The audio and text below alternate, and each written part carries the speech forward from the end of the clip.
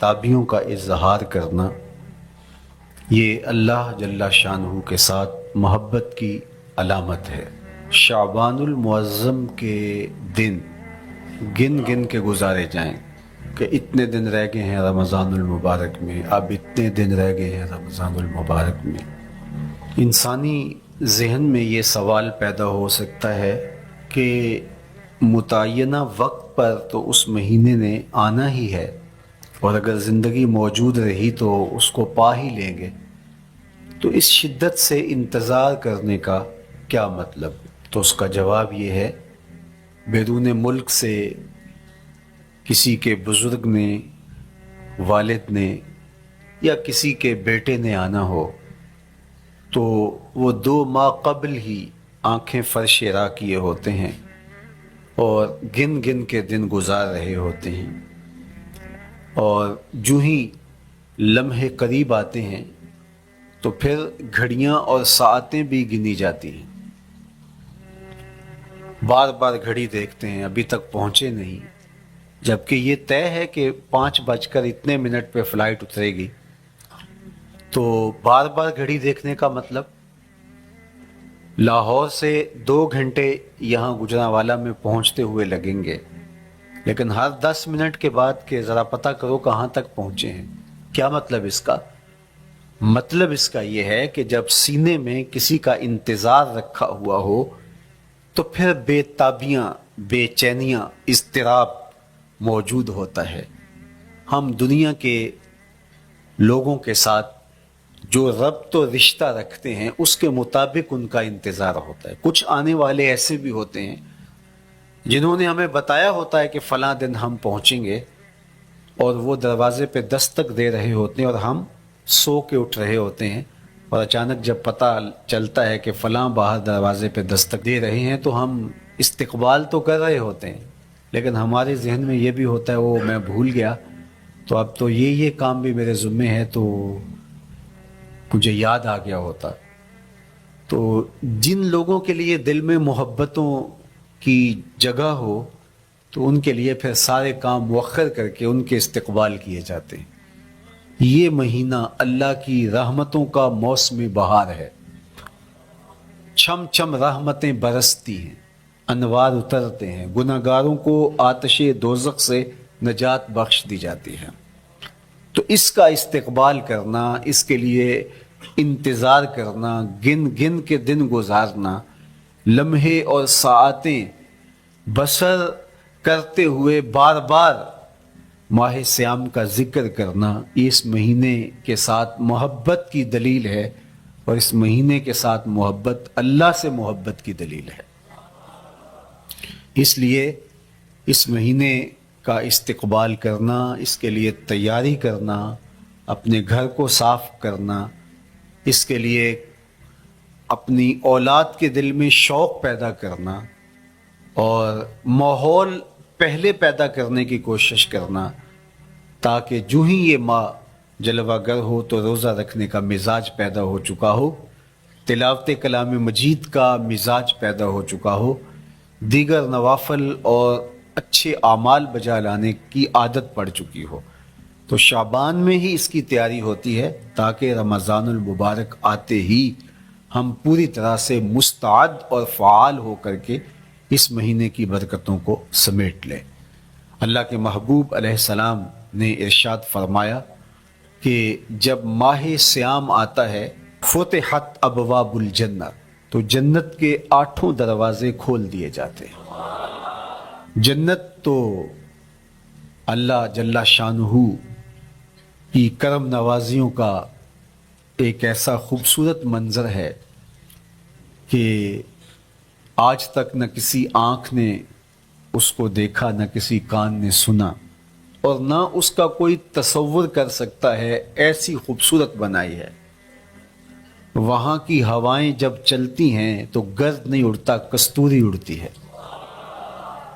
वहाँ दूध की, शहद की, माए मईन, कौसर, सलसबील की नहरें बहती हैं, मोती ज़मुरत के महल्लात बने हुए हैं। वो खूबसूरत महल और वो खूबसूरत जन्नत का माहौल, लेकिन इसके बावजूद उस खूबसूरत जन्नत को, मुरस्सा जन्नत को نظیف ترین بقعہ رحمت کو 11 ماہ تک رنگ و روغن کیا جاتا ہے رمضان المبارک کے استقبال کے لیے. اور جب یہ مہینہ آتا ہے تو اس کے دروازے کھول دیے جاتے ہیں، اور جنت کے 8 دروازوں میں سے ایک دروازے کا نام باب الریان رکھا گیا ہے، جو صرف روزہ داروں کے اعزاز و تکریم کے لیے ہے. روزہ دار اس دروازے سے گزر کے جنت جاتے ہیں. تو آپ اندازہ کیجئے کہ اللہ نے اس ماہ مبارک کو کیا عزت دی ہے، کیا پروٹوکول دیا ہے، کیا تکریم بخشی ہے کہ نبیوں کا امام المرسلین، خاتم الانبیاء، محبوب خدا اس مہینے کے لیے منتظر رہتے کہ یہ مہینہ آنے والا ہے، یہ مہینہ آنے والا ہے. حضرت سیدنا سلمان فارسی رضی اللہ تعالی عنہ فرماتے ہیں کہ شعبان کی آخری تاریخ کو حضور نے ایک خطبہ ارشاد کیا. بعض علماء نے کہا کہ یہ شعبان کا آخری جمعہ تھا، یا ہو سکتا ہے کہ آخری جمعہ 29 شعبان کو ہی ہو. تو رمضان المبارک سے قبل حضور نے یہ خطبہ ارشاد کیا جو مختلف کتب احادیث میں موجود ہے. یا ایھا الناس، اے لوگو، قد اظلکم شہر عظیم، اللہ نے تمہارے اوپر ایک بہت پاکیزہ، پر نور، عالی مرتبت مہینہ سایہ فگن کر دیا ہے. شہر فیہ لیلۃ خیر من الف شہر، اس مہینے میں ایک ایسی رات ہے جو 1000 مہینے سے بہتر ہے. جعل اللہ صیامہ فریدہ و قیام لیلۃ تطوع، اس مہینے کے دن کے روزے فرض قرار دیے گئے اور راتوں کا قیام نفل بنایا گیا. تراویح کی صورت کے اندر راتوں کے قیام کا ماحول پیدا ہوتا ہے، صلاۃ اللیل پڑھی جاتی ہے، نوافل پڑھے جاتے ہیں کثرت کے ساتھ. یہ اس مہینے کی شانیں ہیں، یہ اس مہینے کی رونقیں ہیں. اس مہینے میں اللہ تعالیٰ نے خاص کرم نوازیاں عطا کی ہیں اہل ایمان کو. ومن تقرب فیہ بخصلۃ من الخیر کان کمن ادی فریضۃ فیما سواہ، ایک نفل کا ثواب ایک فرض کے برابر اس مہینے میں کر دیا جاتا ہے. ومن ادی فریضۃ کان کمن ادی 70 فریضۃ فیما سواہ، اور اگر کوئی ایک فرض ادا کرتا ہے تو اس کو 70 فرائض کا ثواب ملتا ہے. اس قدر نیکیوں کا اجر بڑھا دیا جاتا ہے، ان کی قیمت بڑھا دی جاتی ہے اس مہینے میں. اور پھر ارشاد فرمایا وَهُوَ شَهْرُ الصَّبْرِ، یہ صبر کا مہینہ ہے. ہونے کے باوجود بھی انسان تناول نہیں کرتا. ٹھنڈا میٹھا مشروب میسر ہے اور زبان کانٹا بن گئی، حلق خشک ہو گیا، لیکن اس کے باوجود بھی ایک گھونٹ حلق سے نیچے اتارنے کا روادار نہیں ہوتا. وضو کرتے بھی احتیاط کرتا ہے کوئی قطرہ آب حلق سے نیچے نہ ٹپک جائے. تو یہ صبر سکھاتا ہے. جب ہو بھی تو انسان اس سے گریز کرے، تو جب ہوگا نہیں تو پھر انسان صبر کا عادی بن جاتا ہے. تو یہ صبر کی عادت ڈالتا ہے. یہ شہر الصبر ہے. پھر فرمایا والصبر ثوابہ الجنہ، اور سنو صبر کا ثواب جنت ہے. جو شخص صابر ہوتا ہے اس کا صلہ جنت کی صورت میں عطا کیا جائے گا. وشہر المواسات، اور یہ ہمدردی کا مہینہ ہے، باہمی پیار کا مہینہ ہے، الفتیں بانٹنے کا مہینہ ہے، نرم دلی کا مہینہ ہے، ایک دوسرے کے احساس کا مہینہ ہے. جب کوئی شخص بھوک اور پیاس کاٹتا ہے تو اس کو پھر محسوس ہوتا ہے، بالخصوص عمرا، کہ بھوک کیا بلا ہوتی ہے. اور جو نان شبینہ کو ترستے ہیں اور جنہیں کھانا میسر نہیں آتا، ان کی زندگیاں کتنی تلخ ہوتی ہیں. تو بھوک اور پیاس احساس پیدا کرتی ہے ان لوگوں کا کہ جو اللہ کی دی ہوئی نعمتوں سے محروم ہیں. تو اس لیے یہ ایک قسم کا رحم دلی کا مہینہ ہے، پیار بانٹنے کا مہینہ ہے، یہ الفتیں تقسیم کرنے کا مہینہ ہے. وَشَهْرٌ يُزَادُ فِيهِ رِزْقُ الْمُؤْمِنِ، اور یہ ایسا مبارک مہینہ ہے جس میں مومن کا رزق بڑھا دیا جاتا ہے. روزہ کھانا بچانے کے لیے یہ اخراجات کم کرنے کے لیے نہیں ہے، بلکہ اس میں آپ کا رزق اور بڑھ جاتا ہے۔ ایسی ایسی نعمتیں کھانے کو ان لوگوں کو بھی نصیب ہو جاتی ہیں عام دنوں میں جو ان کا مقصوم نہیں ہوتی۔ دسترخوان لگتے ہیں، افطاریاں ہوتی ہیں، سحری کے لمحات ہوتے ہیں، کوئی کسی کو ویسے کھانا کھلائے تو اس دسترخوان پہ کھانے کے لیے آنا اس کا اور رنگ ہوتا ہے۔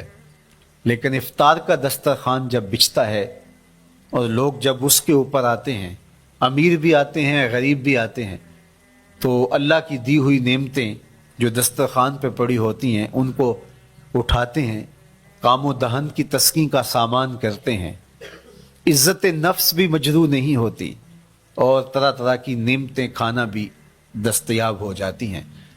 تو یہ ایک مہینہ ہے مواسات کا، اس میں رزق بڑھ جاتا ہے، غرباء تک بھی اللہ کی نعمتیں وہ پہنچتی ہیں جو عام دنوں میں ان کو میسر نہیں ہوتی، اور امراء بھی نعمتوں کا لطف لیتے ہیں، نعمتوں کا مزہ انہیں آتا ہے، اس لیے کہ بھوک کاٹنے کے بعد جب ان کو نعمت میسر آتی ہے تو پھر انہیں احساس ہوتا ہے۔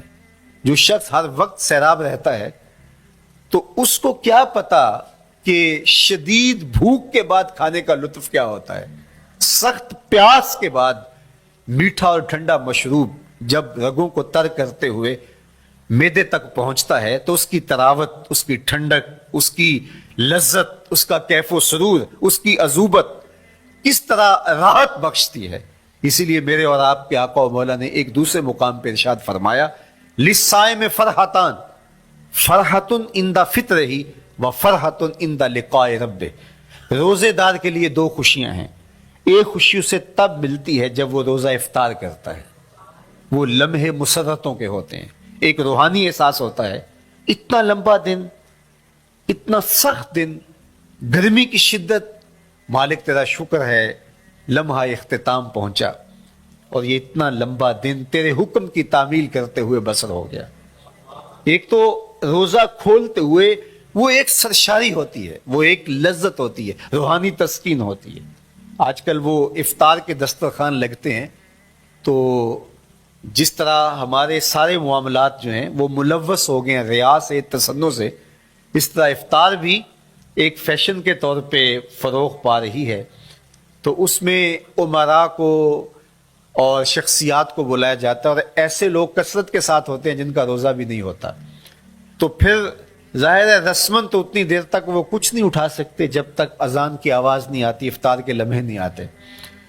تو اس وقت جو روزہ دار ہوتا ہے جب وہ مشروب لے رہا ہوتا ہے، جب وہ کوئی لقمہ اتار رہا ہوتا ہے، تو اس کی جو فرحت ہوتی ہے، اور جس نے روزہ نہیں رکھا اور وہ بھی افطار کے دسترخوان پہ بیٹھا ہے، تو کیا اس کو کوئی روحانی حظ، کوئی سرور، افطار کے لمحوں کا کوئی لطف مل سکتا ہے؟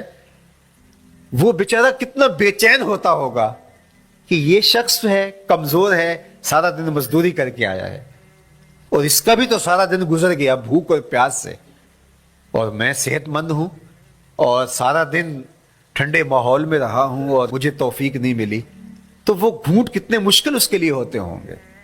اور روزہ دار کے لیے کس قدر وہ آسودہ بخش لمحے ہوتے ہیں کہ جب اس کو یہ مسرت ہو رہی ہوتی ہے کہ مالک تیرا شکر، گرم موسم، زباں کانٹا، حلق خشک، اور تو نے تکمیل تک لمحے پہنچائے اور میرا دن خیریت سے گزر گیا، تو وہ اس کے لیے ایک خوشی کا لمحہ، روحانی مسرت کی کیفیت۔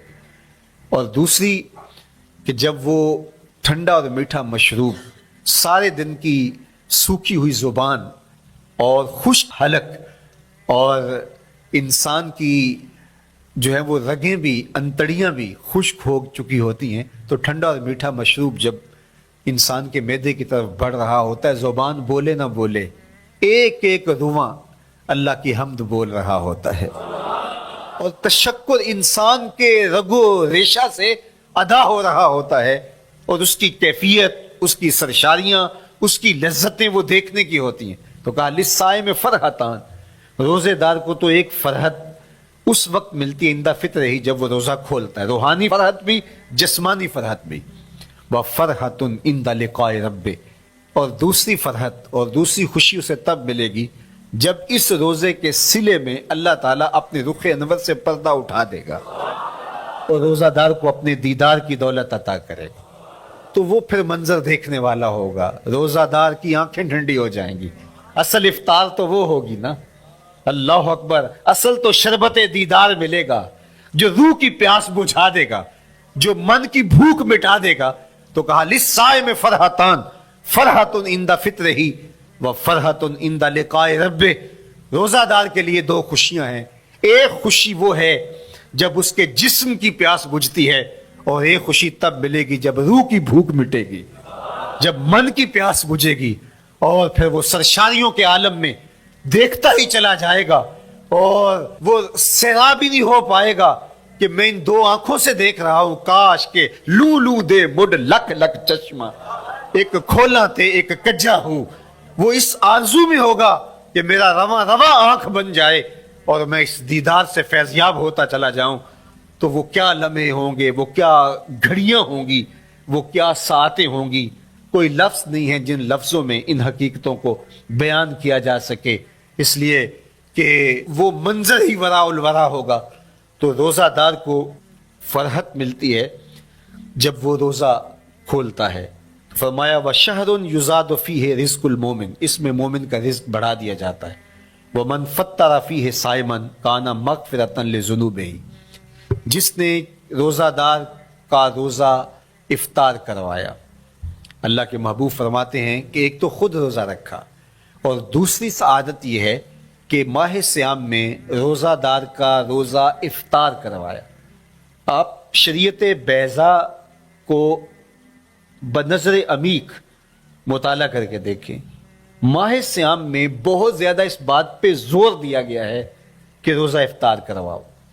اپنے گھر میں بیٹھ کر کے روزہ افطار کر لینا یہ بھی سعادت مندی ہے، روزہ نصیب ہو جائے، لیکن اس بات پہ بہت زور دیا گیا ہے ماہ سیام میں کہ ایک ماحول پیدا ہو، لوگوں کو افطار کروائیں تاکہ تمام لوگوں تک اللہ تعالیٰ کی نعمتیں پہنچیں، اور لوگوں تک جو ہے وہ رمضان المبارک کی برکتیں پہنچے۔ تو ارشاد فرمایا وَمَنْ فَطَّرَ فِيهِ صَائِمًا، جس نے روزے دار کا روزہ افطار کروایا، کَانَ مَغْفِرَةً لِذُنُوبِهِ، تو وہ افطار کروانے والوں کے گناہوں کی بخشش کا ذریعہ بن جائے گا، یہ افطاری گناہوں کی مغفرت کا سبب بن جائے گی۔ وَإِتْقَ رَقْبَتِهِ مِنَ النَّارِ، اور آتش دوزخ سے گردن کی آزادی کا مجدہ جاں فضا بن جائے گا یہ امر کہ اس نے کسی کا روزہ افطار کروایا۔ وَقَانَ لَهُ مِثْلُ أَجْرِهِ مِنْ غَيْرِ أَنْ يَنْقُصَ مِنْ أَجْرِهِ شَيْءٌ، اور روزہ افطار کروانے والے کو روزہ رکھنے والے جتنا اجر ہی دیا جائے گا، لیکن روزہ رکھنے والے کے اجر میں بھی کوئی کمی نہیں واقع ہوگی۔ جتنا اس نے سارے دن کی بھوک اور پیاس کاٹ کر کے تکلیف اٹھا کر کے روزہ رکھا، جس نے شام کو اس کو افطار کر دیا، اتنا ہی ثواب اس کو عطا کر دیا جائے گا، اس کا اجر کم کیے بغیر۔ اللہ اکبر، یہ امت کے لیے اللہ نے کیا پیکج دیا ہے، کیا کرم نوازیاں ہیں اس امت کے لیے۔ آقا کریم نے ارشاد فرمایا ایک شخص صبح سے لے کے ظہر تک مزدوری کرتا ہے، اس کو ایک قیراط دیا جاتا ہے، اور ایک شخص ظہر سے لے کر عصر تک مزدوری کرتا ہے، اس کو بھی ایک قیراط دیا جاتا ہے، اور ایک عصر سے لے کر مغرب تک مزدوری کرتا ہے، اس کو 2 قیراط دیے جاتے ہیں۔ فرمایا پہلی مثال یہود کی ہے، دوسری مثال نصارہ کی ہے، اور تیسری مثال میری امت کی ہے۔ یہودیوں نے اور عیسائیوں نے اس پہ اعتراض کیا کہ ہمارا اجر کیوں تھوڑا ہے، تو میرے اور آپ کے آقا و مولا نے فرمایا تمہارا تھوڑا نہیں، ہمارا زیادہ ہے۔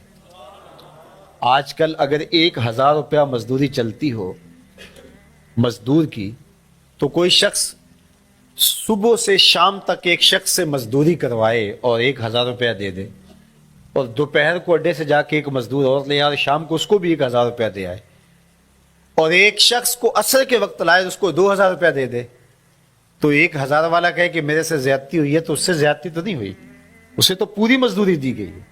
اب اس پہ مہربانی ہوئی ہے، اس پہ رحمت ہوئی ہے تو کہا یہود اور نصارہ کی یہ مثال ہے، ایک صبح سے ظہر تک مزدوری کرے اس کو 1 قرات، ایک ظہر سے عصر تک مزدوری کرے اس کو بھی 1 قرات، اور تیسرا بہت تھوڑا وقت عصر سے مغرب تک مزدوری کرے اس کو 2 قرات۔ کہا یہ امت محمدیہ علی صاحب الصلوات کو دیا گیا نور ہے۔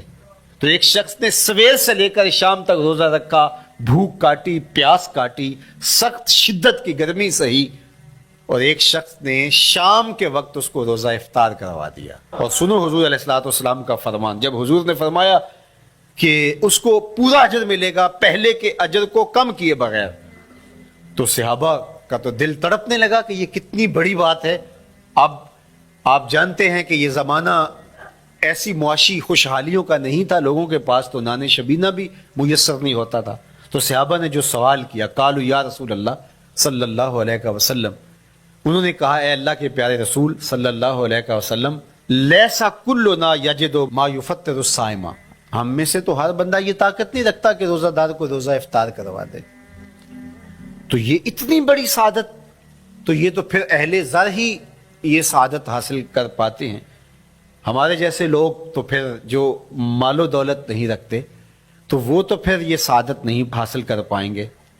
تو میرے اور آپ کے آقا و مولا نے کیا فرمایا؟ قال، حضور نے ارشاد فرمایا، یؤتی اللہ ھذا الثواب، یہ ثواب اللہ اسے شخص کو بھی عطا کرے گا، من فطر صائما علی مزقۃ لبن او تمرۃ او شربۃ من ماء، فرمایا کہ یہ اجر اللہ اس کو بھی عطا کرے گا جس نے کسی کا روزہ 1 گھونٹ دودھ سے کھلوا دیا یا 1 کھجور سے کھلوا دیا یا پانی کے 1 گھونٹ سے اس کا روزہ افطار کروا دیا۔